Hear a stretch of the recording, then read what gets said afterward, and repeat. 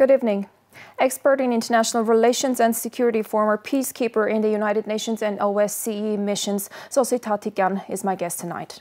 Mrs. Thatikian, thank you for accepting the invitation. Thank you very much for this opportunity. For 2 weeks now, the life road that connects Artsakh with Armenia and the rest of the world, the life road has been blocked by Azerbaijani, allegedly environmentalists, and 120,000 people, Artsakhis, have found themselves trapped in a humanitarian crisis with a shortage of food and medical care and cash. Mrs. Thatikian, is this environmentalism or is this a tool of war that is being used with the purpose of ethnic cleansing of the Armenians in Nagorno-Karabakh? Well, this is first of all a tool for a warfare. According to the international customary humanitarian law, blockades that may cause starvation and other deprivation of livelihood opportunities are an instrument of warfare, and they are prohibited in line with international humanitarian customary law. But apart from that, of course, this is also a hybrid warfare instrument. Look, those environmentalists, or as you rightly pointed out, pseudo-fake environmentalists, are not really a grassroots movement. They are apparently linked to the authorities. There are many members of special services, former or even current military officers. It's very well documented by fact checkers, and they are also linked to Aliyev Foundation. They are most likely sponsored by the state authorities. They are ensured transportation to Lachin Corridor, and Azerbaijani special forces are most likely ensuring their security from Shushi. And they are using some very controversial symbolics. For instance, they have been increasingly using the symbol of Grey Wolf movement, which is an ultra-nationalist organization in Turkey, prohibited in many countries in Europe, such as Austria or France. They are using very threatening, intimidating tactics during their rallies and protests. They are also very inconsistent in their demands, because one day they are claiming environmental concerns and asking their access to monitor the mines that are exploited locally. Then next day they are demanding the resignation of political leadership of Nagorno-Karabakh. Then they are talking about integrating Armenians in Karabakh, because they don't use the names Artsakh or Nagorno-Karabakh, in wider Azerbaijan. So they are very inconsistent, and their demands are increasingly political. As for the mining issue, this is an interesting one, because they are Before we pass on to the mining issue, Mrs. Thatikian, is there any evidence that can support your claim that these are pseudo-activists? Because Azerbaijan says these are my citizens. They are worried about how Armenia exploits and Artsakh exploit the mining industry, and we're there to check it. Our fact-checking organizations have published the relevant briefings, and even myself, I'm not a fact-checker, but I spent only couple of hours on Twitter, and it was enough for me to understand that those are only pseudo-environmentalists. For instance, there is a man who is a former major of the Azerbaijani army, and he has pictures with Ramil Safarov.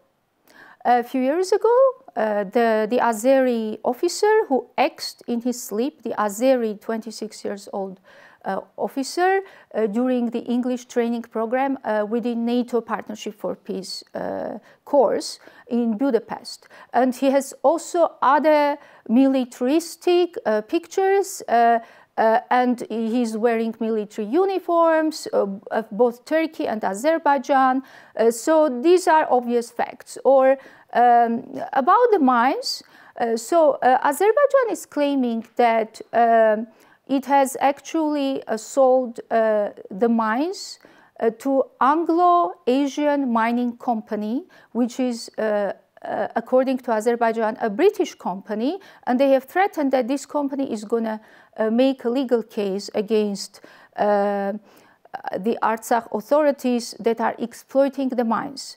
Well, the thing is that Artsakh lost all of its livelihood opportunities and sources after the loss of Kelbajar during the 2020 war. It has lost a lot of water resources and agricultural lands.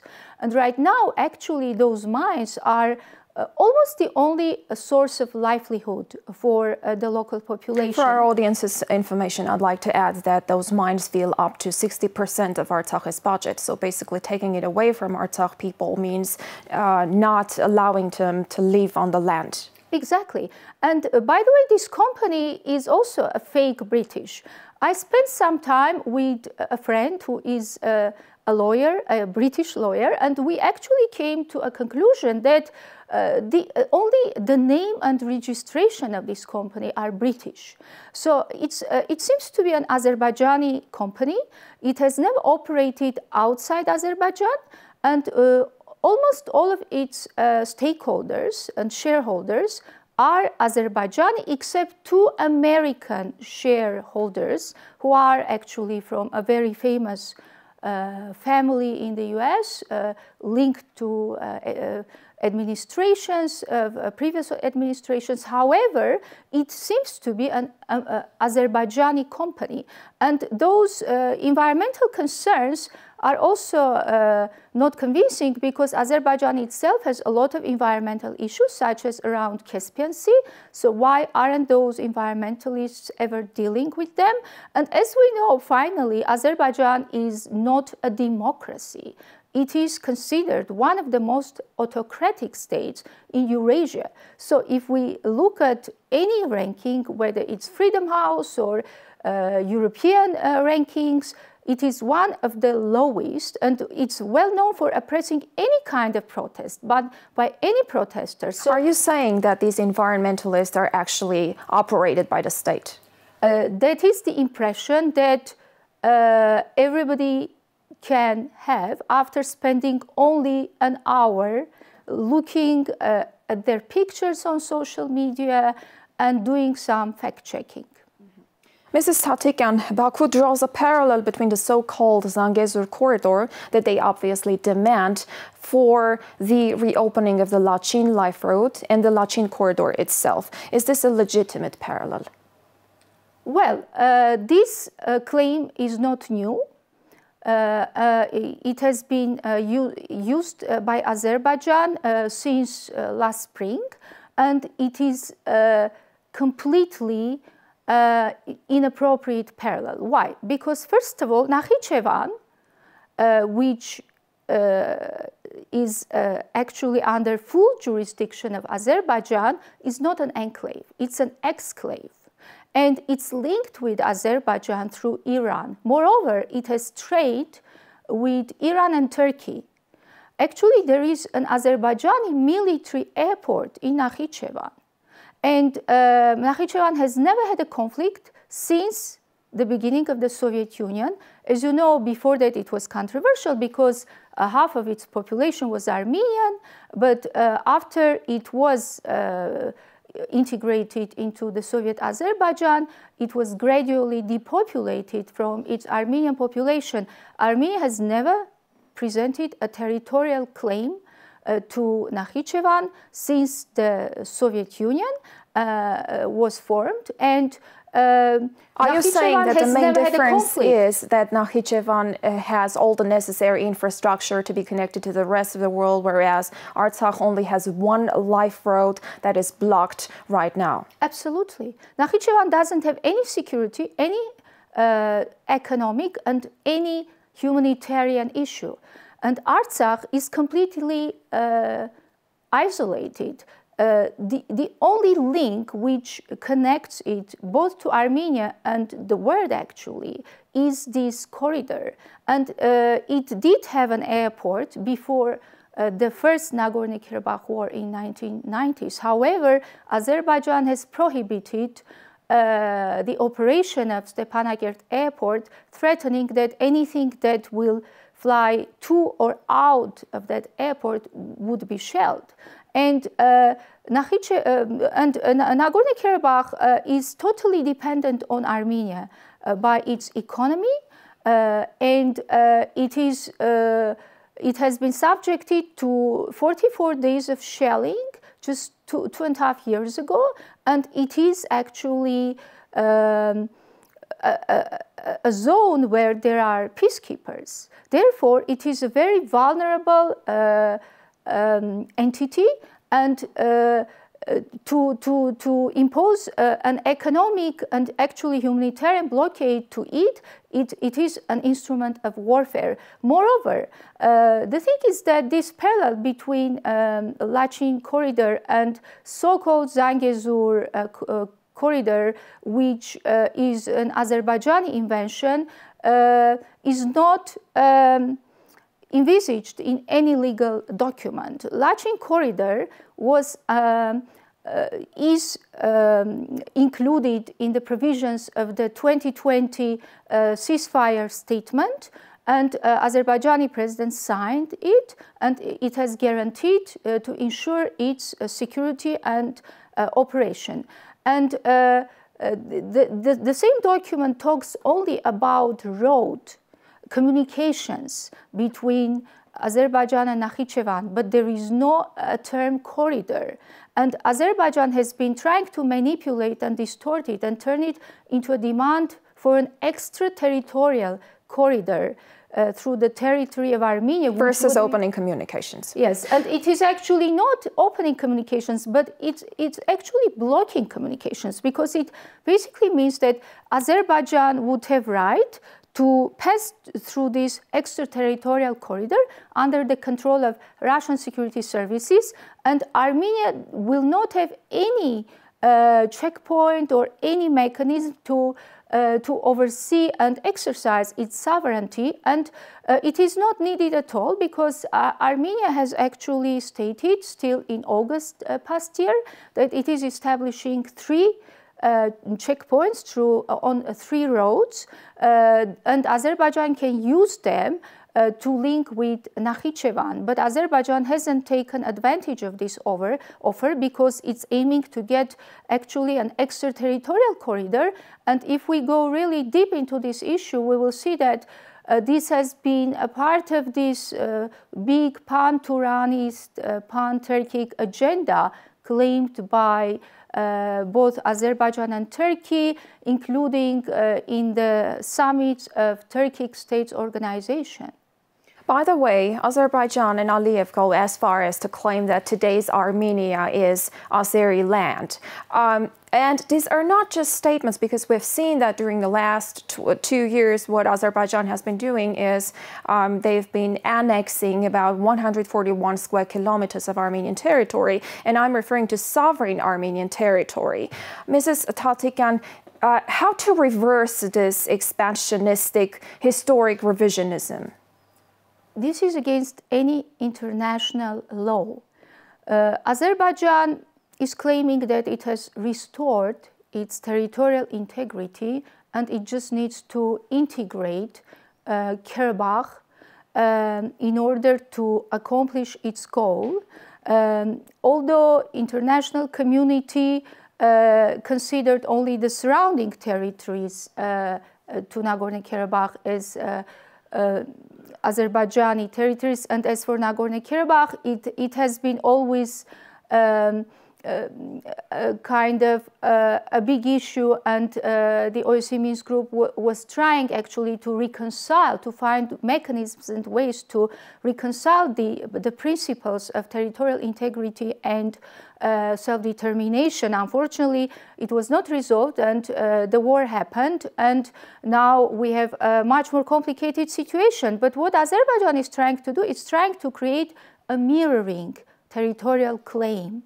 And first it was only so-called Zangezur, the Sunnik region, and then it expanded to other border regions. In fact, Azerbaijan is claiming territorial pretensions to almost all regions of Armenia, including capital Yerevan and Lake Sevan.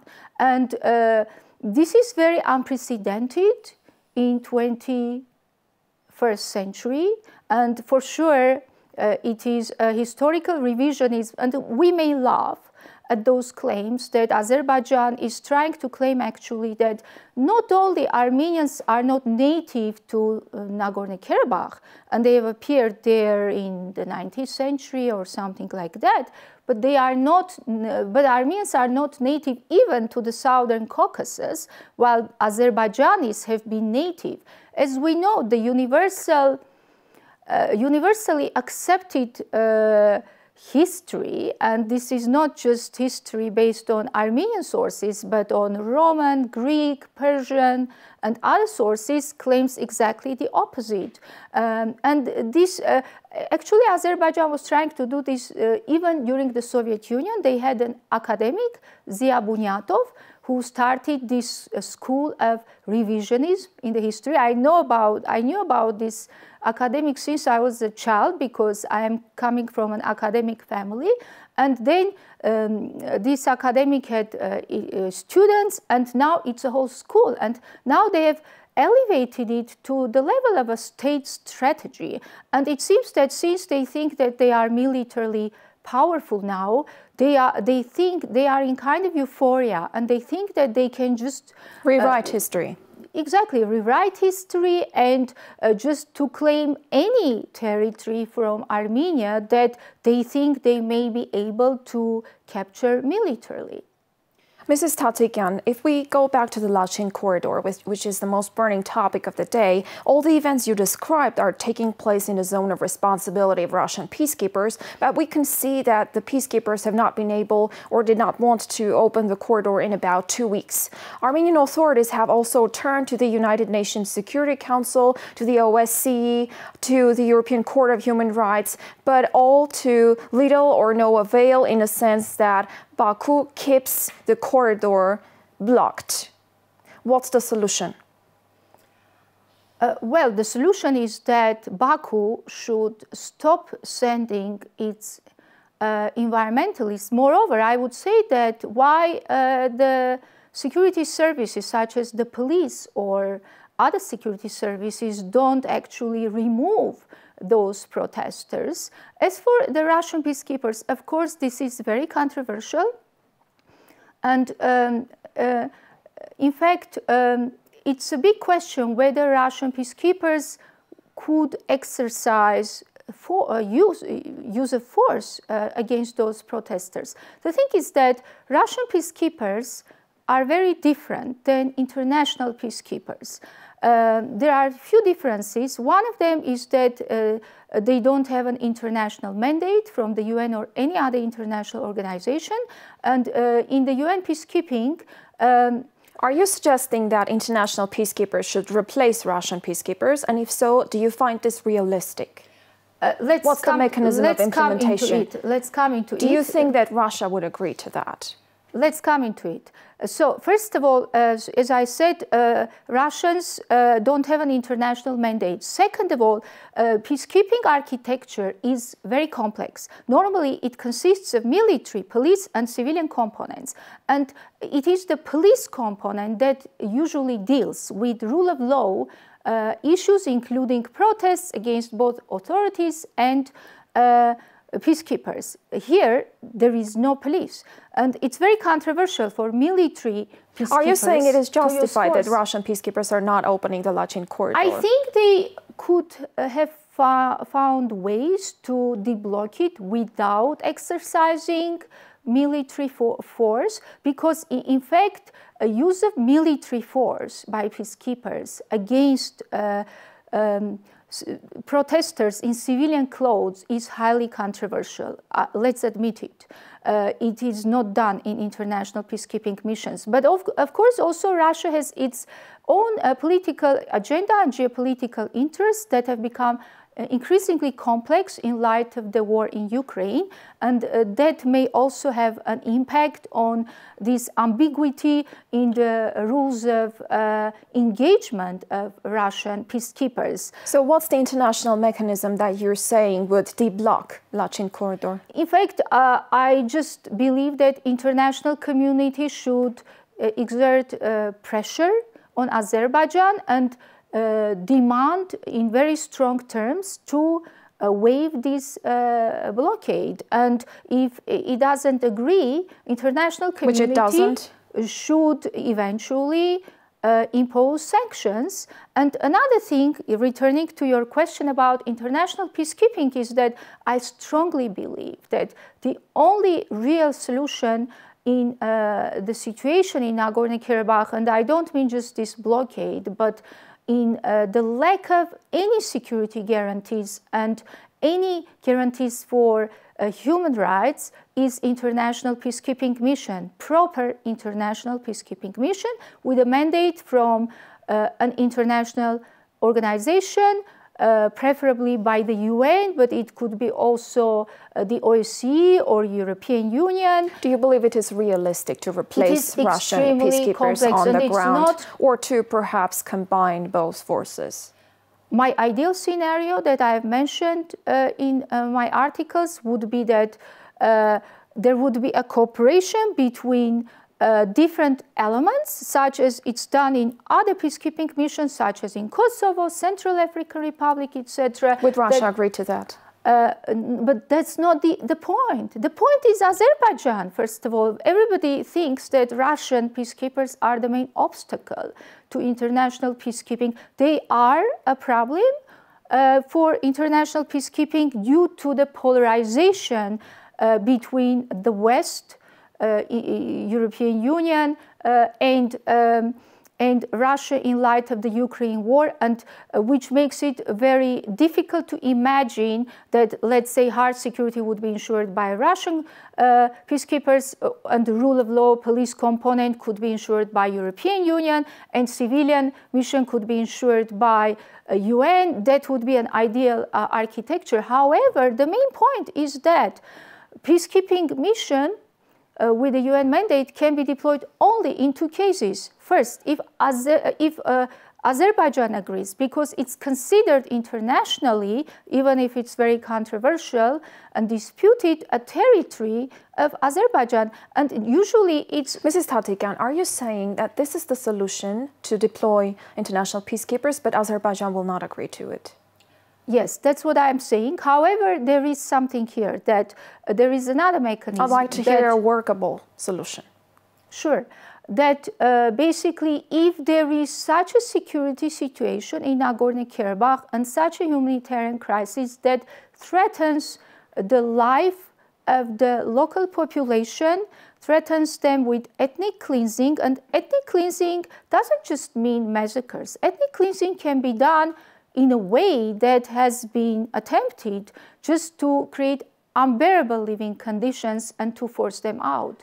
Then there may be a UN Security Council resolution, actually, that would authorize an international peacekeeping mission, which is also very difficult in the current geopolitical realities, because, as we know, the chance of having consensus in the Security Council resolution and no veto by any of the 5 permanent members is not very high. However, if there is a very grave situation in Nagorno-Karabakh that will indicate that Azerbaijan is really attempting to conduct ethnic cleansing and to force Armenians out, then the international community will be just responsible to deploy, to adopt the UN Security Council resolution and to deploy international peacekeeping mission that will have a mandate to use the force to protect Armenians there in line with the one of the main principles of the United Nations. Even if Azerbaijan doesn't agree. Responsibility to protect, yes. Mrs. Thatikian, the last question. Status, security guarantees, rights. Which of these does Azerbaijan offer the people in Nagorno-Karabakh? Nothing. Azerbaijan has been refusing to offer even the lowest status of autonomy for Armenians in Nagorno-Karabakh, and it just states that Armenians, or rather region of Karabakh, which is not exactly Nagorno-Karabakh, but this term is refuted by Azerbaijan, but wider Karabakh region should be integrated into a unitary system of Azerbaijan, and Armenians will have the same rights as other citizens of Azerbaijan, which is controversial given the autocratic nature of Azerbaijan, the propaganda for ethnic hatred against Armenians still exercised in Azerbaijan, as well as the fact that Azerbaijan, in fact, is not offering any civil and political rights to Armenians in Nagorno-Karabakh, and we now see that it also oppresses their social and economic rights by depriving them of a corridor or gas in freezing winter, and basically it is the only promise by Azerbaijan is very vague cultural rights, which means, as one of Azeri experts told us during a peace-building activity, that they will have right to learn Armenian by textbooks prepared by in Baku, because, as you know, even cultural rights are being violated by Azerbaijan, since it has been also destroying the cultural heritage of Armenians in Nagorno-Karabakh as part of its historical revisionism. Thank you. Thank you. Sossi Թաթիկյան was my guest tonight.